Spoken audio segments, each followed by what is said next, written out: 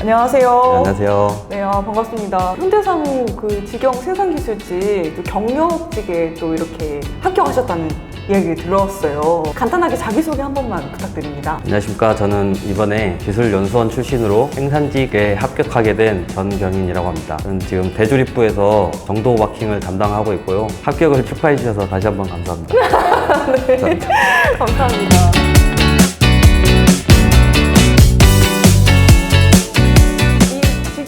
기술직으로 들어오는 것도 뭔가 특별한 뭔가 계기나 이런 것들이 있을 것 같아요. 여기를 알게 된 채용이나 이런 것도 알게 된 그런 계기가 있을 것 같은데 어떻게 알게 되셨을까요?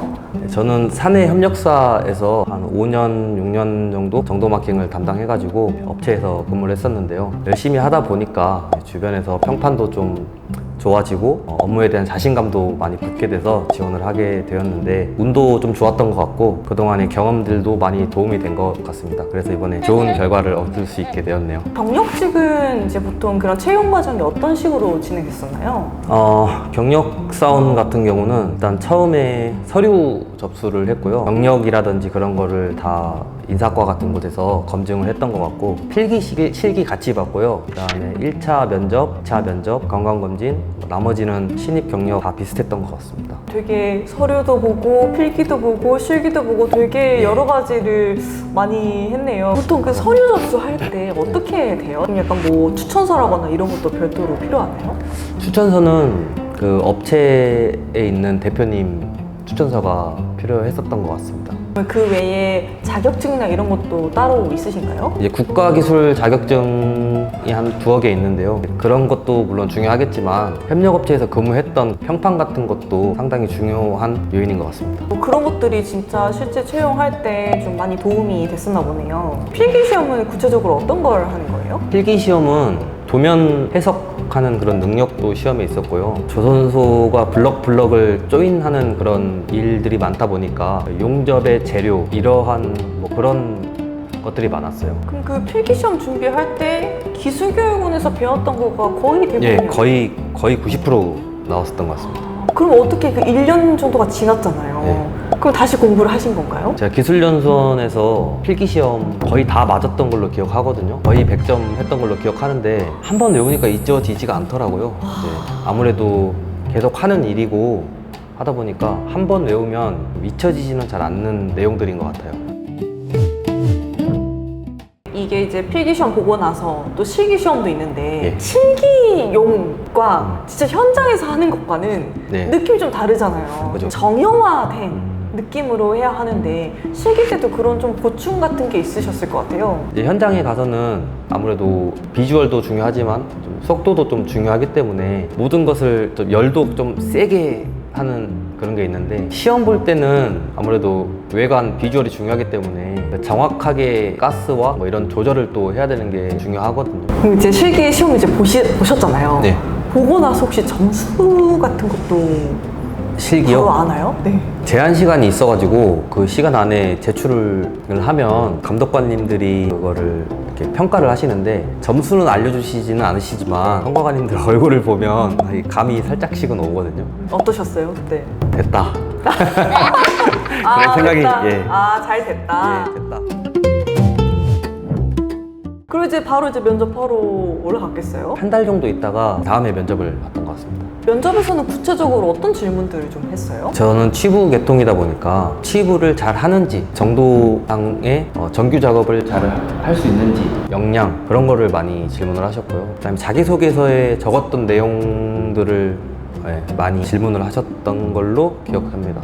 그러면은 면접을 볼 때 면접관 분들이 질문을 했던 것 중에 예. 좀 기억이 나는 거 이런 것이 있을까요? 1차 면접 때는 비교적 수월하게 잘 흘러갔던 것 같고 2차 면접에서 부사장님, 상무님, 사장님 등 면접을 많이 보셔가지고 그중에 가장 기억에 남았던 것은 제가 대조립부에서 근무를 하는데 수행공정인 건조 파트로 일을 넘겨주게 되면 가장 중요하게 생각하는 게 무엇이냐라고 질문을 받았었는데 그런 것들을 답변하는 그런 시간들이 어렵고 그랬었던 기억이 있습니다. 네, 그러면 실제로 지금 기술연수생이 98기? 네. 98기 수료세요. 그때부터 지금 이렇게 해서 몇 년 정도 지금 여기서 근무를 하고 계신 건가요? 기술연수원을 제가 좀 늦게 들어간 케이스인데 기술연수원 수료하고 1년 6개월 정도 있다가 붙은 것 같습니다. 아, 그러면 1년 6개월 정도 경력으로 들어가신 거네요. 예. 그러면 이게 기술교육원에서 저희 뭐 도면도 보고 뭐 선박 기초도 배우고 뭐 실제 실기 같은 것도 보잖아요. 예.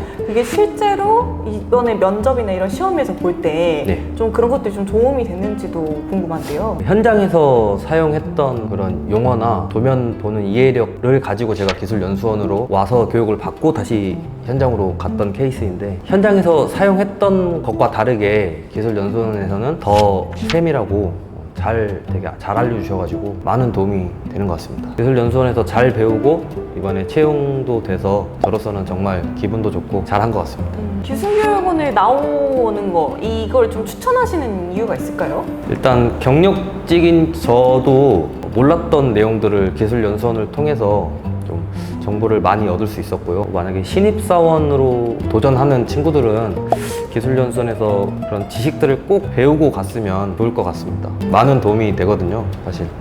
예. 약간 좀 체계적인 그런 것들이 조금 도움 많이. 현장에서 일을 하더라도 한 가지만 거의 대부분 작업을 하거든요. 현장에서는 개인 자기에 맞는 것만 하는데 기술연수원에 오면 전반적인 그런 기본적인 기초적인 것들을 다 사용을 하고 배우고 하기 때문에 많은 도움이 되는 것 같습니다. 동기들끼리도 자주 이렇게 만나거나 이런 자리도 있을 것 같은데 네. 그 간담회에서 뭔가 좀 도움이 됐던 것들도 있을까요?